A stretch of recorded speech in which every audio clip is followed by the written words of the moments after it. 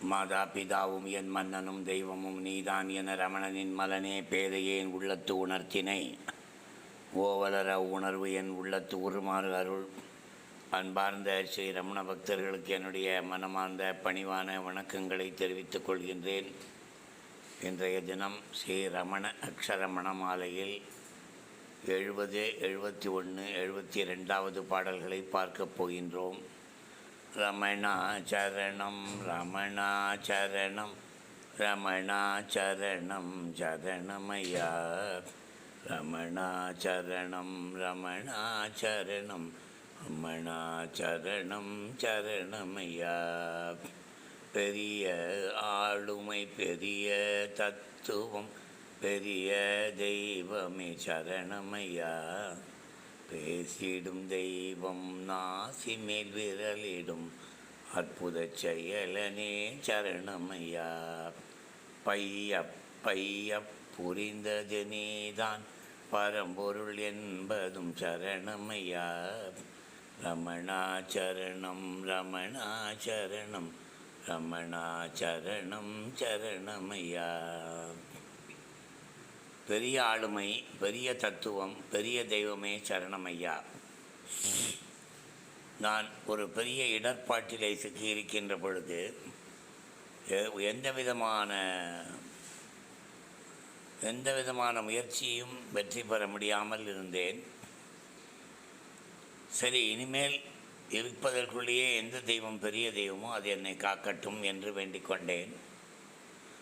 அது அந்த பெரிய தெய்வம் கிறிஸ்தவ தெய்வமாக இருந்தாலும் சரி, இஸ்லாமிய மதத்தைச் சேர்ந்த தெய்வமாக இருந்தாலும் சரி, எந்த தெய்வமாக இருந்தாலும் சரி, பெரிய கடவுள் காக்க வேண்டும் என்பார் பாரதி. அந்த முறையிலே பெரிய தெய்வம் எதுவோ அது என்னை காக்க வேண்டும் என்று நான் நினைத்த போது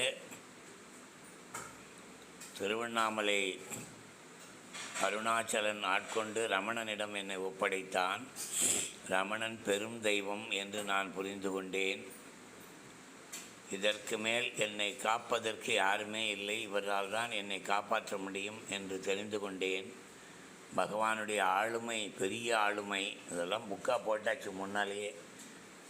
திரும்ப திரும்ப சொல்ல எனக்கு கஷ்டமாக இருக்குது. நீங்கள் அந்த புக்கெல்லாம் படித்தா நல்லாயிருக்கும். நமோ ரமணா 1, 2, 3ன்னு புத்தகம் ரொம்ப அற்புதமாக இருக்கும். அது எல்லாமே அதிசயமான செயல்கள். ஆளுமைங்கிற வார்த்தையை போட்டான். என்ன அர்த்தம் அப்படின்னா, ஆட்கொண்ட விதம் ரொம்ப அற்புதமாக இருந்தது. அதாவது ஒரு வெறி பிடித்த ஒரு வைஷ்ணவனை கொஞ்சம் கொஞ்சமாக மாற்றி தன்னுடைய ஆளுகைக்கு கீழ் கொண்டு வந்தான் ரமணன். ஆச்சரியமான விஷயம், நம்பவே முடியாது. அது எப்படின்னா, அது எனக்கு உதவி செஞ்சார் அப்படிங்கிறதெல்லாம் செகண்டரி. எவ்வளோ தெரிஞ்சுக்கிட்டேன், திரும்பியும் சொல்கிறேன். கருத்தின் அடிப்படையில் கொள்கையின் அடிப்படையில் தான் நான் அத்வைதம் என்கின்ற கொள்கை எனக்கு பிடித்தது. அதனை பகவான் சொல்லுகின்ற முறையும் எனக்கு ரொம்பவும் பிடித்தது. அதனால் நான் பகவானிடம் சரணடைந்தேன்.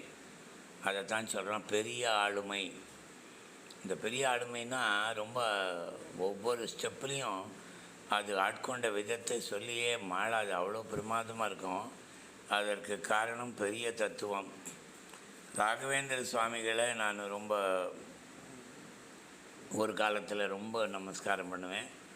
ஆனாலும் அவர்கிட்டையும் என்னோடய பாலிசி சொல்லிட்டேன். என்ன தான் ராகவேந்திரா, நீங்கள் எனக்கு ரொம்ப உதவி செஞ்சுருக்கீங்க, எனக்கு துணையாக இருந்திருக்கீங்க, என்னதாலும் உங்களுடைய துவைத்தம் என்னால் நிச்சயமாக ஒத்துக்க முடியாது அப்படிங்கிற வார்த்தையை சொல்லுவேன். எதுக்கு சொல்ல வரேன்னா, பெரிய ஆளுமை பெரிய தத்துவம் பகவானுடைய தத்துவம் இரண்டல்ல ஒன்று தான் இருக்கிறது என்று சொல்லக்கூடிய தத்துவம். அது எல்லா இடத்திலையும் பொருத்தி பார்ப்பதும் இந்த தத்துவத்தில் முடியும். பெரிய தெய்வமே சரணமையா, அதனால் நான் உன்னை சரணடைந்தேன் என்பது பாடல். அடுத்தது 71. பேசிடும் தெய்வம் நாசி மேல் விரலிடும் அற்புத செயலினே சரணமையா.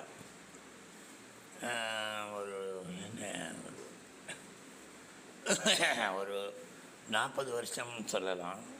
40 வருஷமாகவே எந்த கோயிலுக்கு போனாலும் அந்த சைத்தன்யம் நிறைந்த கோயிலாக இருந்தால் அந்த இடத்துல எனக்கு ரிஃப்ளெக்ஷன் ஆகும். அந்த கடவுளை நான் உணர்வேன். அப்படிலாம் இருந்திருக்கேன். ஆனால் பகவான் மாதிரி பேசி பழகினது எந்த தெய்வமும் இல்லை.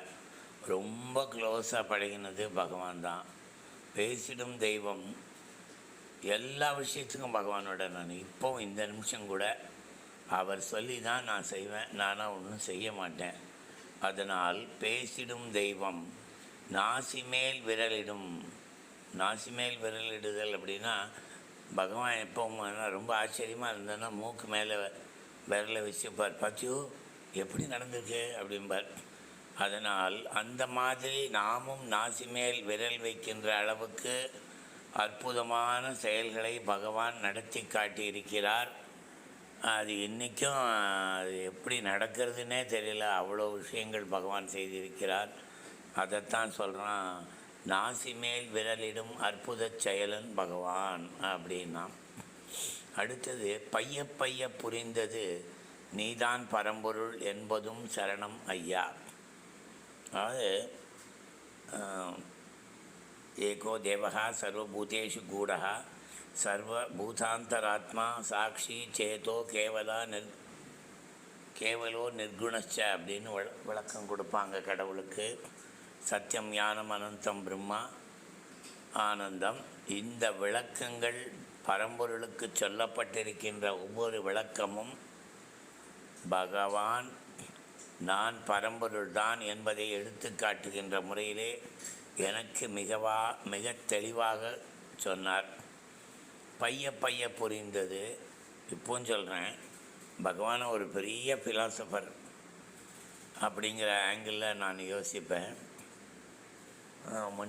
இதுக்கு முன்னால் விவேகானந்தர், பாரதியார் இவர்களுடைய கொள்கைகளால் நான் மிகவும் கவரப்பட்டு இருந்தாலும் கூட பகவானுடைய தனித்தன்மை, பெரிய தன்மை, பெரும் புகழ், பெரும் நிலை எல்லாமே பகவான்கிட்ட பழகின போது நல்லா தெரிஞ்சது.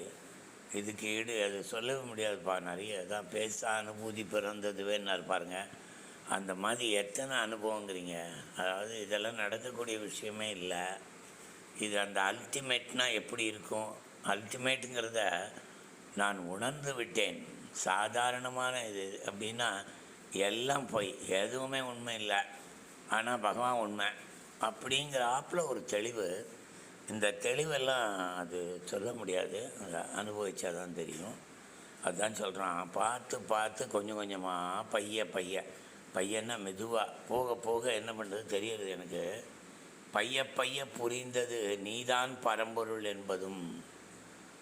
நீ தெய்வம், நீ சிவபெருமான், நீ தான் முருகன், இப்படிலாம் சொல்கிறதெல்லாம் விட்டு என்ன வியக்தியே இல்லாமல் அவ்யக்தமாக இருக்கக்கூடிய பரம்பொருளும் பகவான் தான் அப்படிங்கிறது எனக்கு தெரிஞ்சது. இது ஒரு பெரிய ஆச்சரியமான விஷயம் எனக்கு. ஏன்னா இன்றைக்கும் இந்த பரம்பொருள் தன்மையோடு பொருத்தி பகவானை பார்க்குறேன். நான் வியந்து போகிறேன். இதற்கு மேல் சொல்வதற்கு ஒன்றுமே இல்லை என்கின்ற அளவிலே பகவான் மிகப்பெரிய ஒரு நிலையை காட்டி கொடுக்கின்றார். அதை நான் அனுபவித்திருக்கிறேன். ஆக பரம்பொருளாக இருக்கின்ற பகவானே, உன்னை சரணடைந்தேன் என்று கூறி இந்த உரையை நிறைவு செய்கிறேன். ஓம் நமோ பகவதே ஸ்ரீ ரமணாய.